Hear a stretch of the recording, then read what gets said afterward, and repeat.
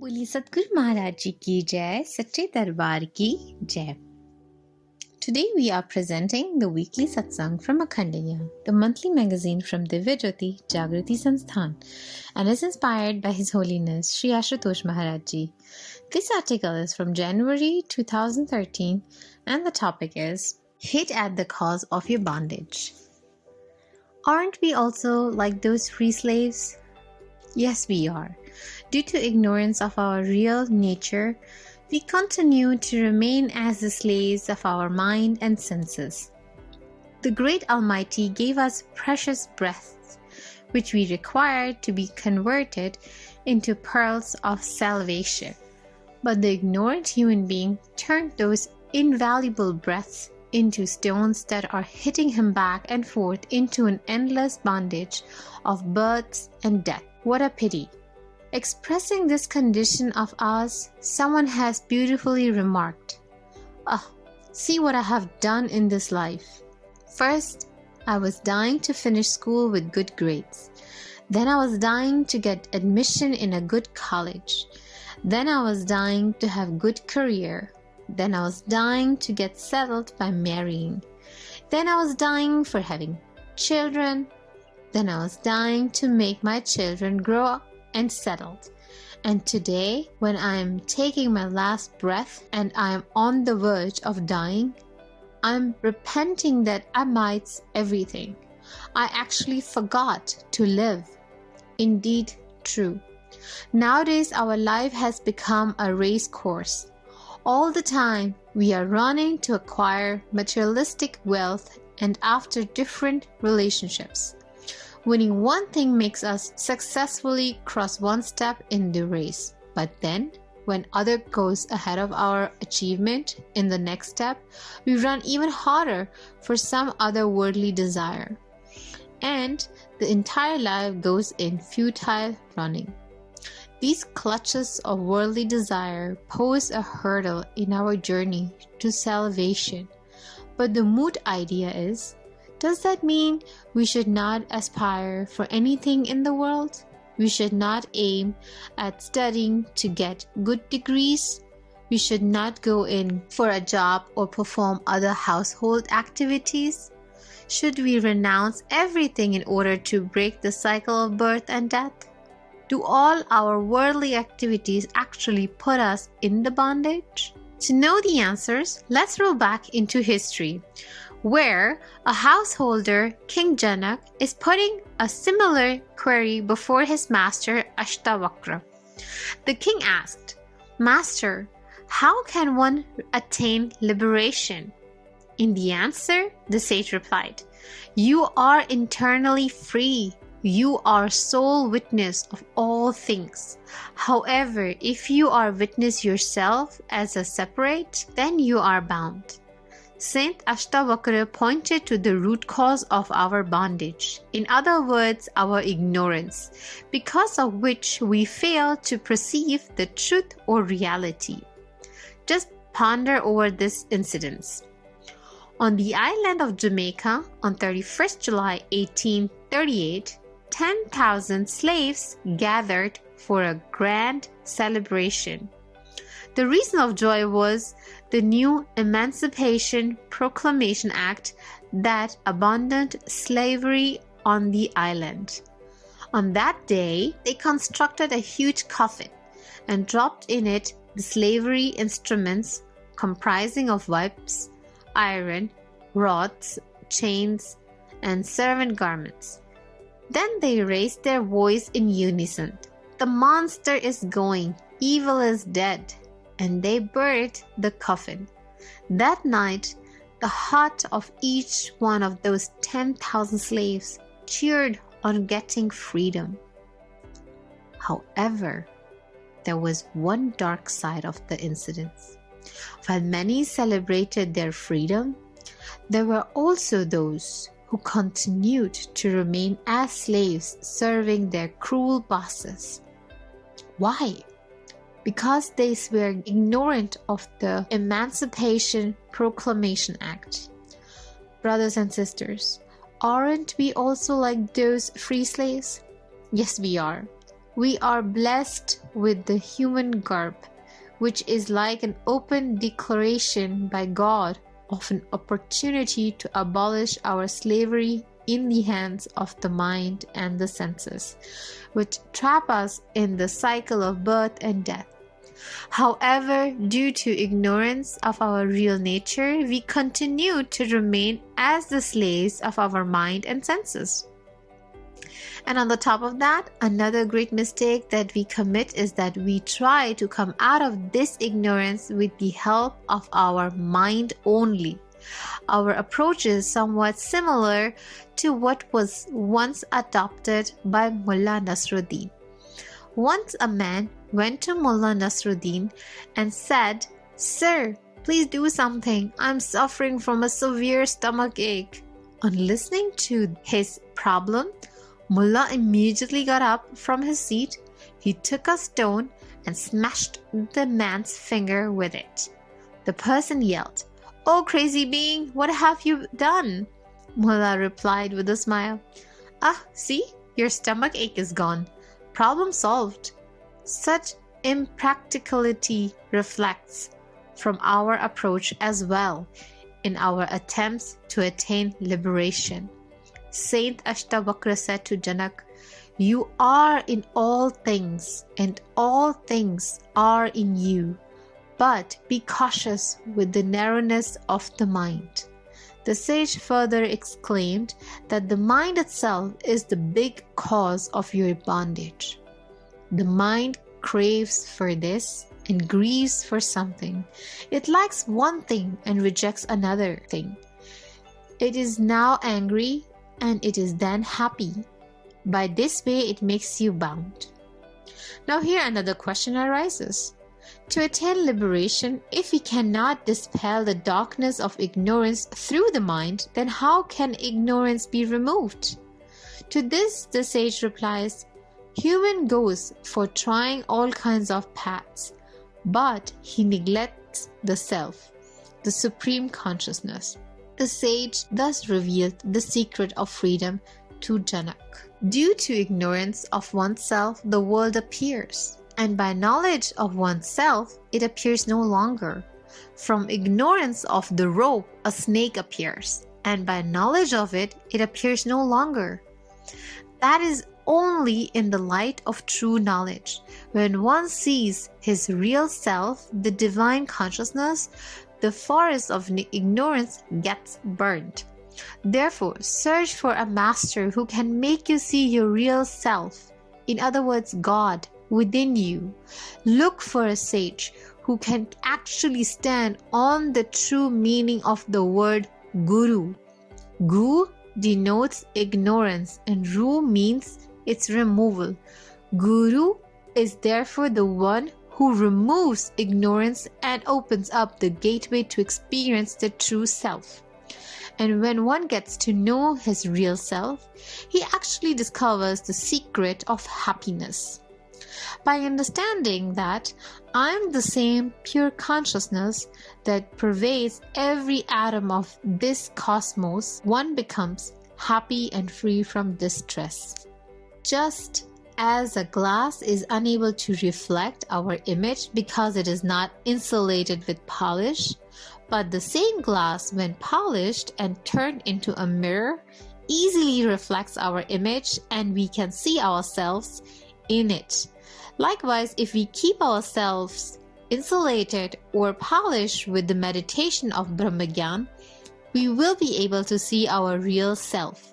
And then, even while carrying out our worldly duties, we will never be fooled by ignorance, which tends to bind us in the cycle of births and deaths. We simply learn the art to dwell in bliss. Ashtavakra said, "Shining is my essential nature, and I'm nothing over and beyond that. When the world shines forth, it is simply me that is shining forth." To read such articles, please subscribe to our monthly magazine Akhand Gyan, available in 3 languages, Hindi, English and Punjabi. You can subscribe to the magazine by clicking on the link mentioned in the description.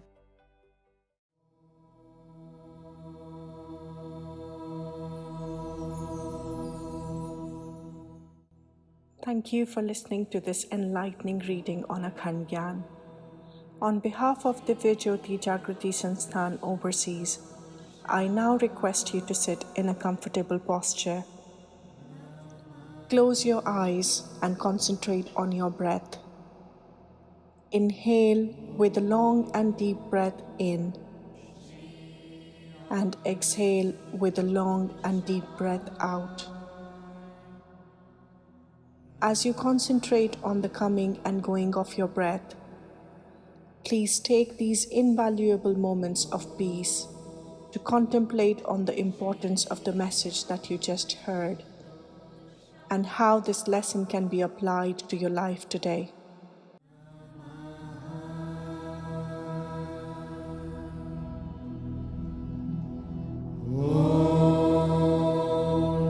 Shri Ashutosh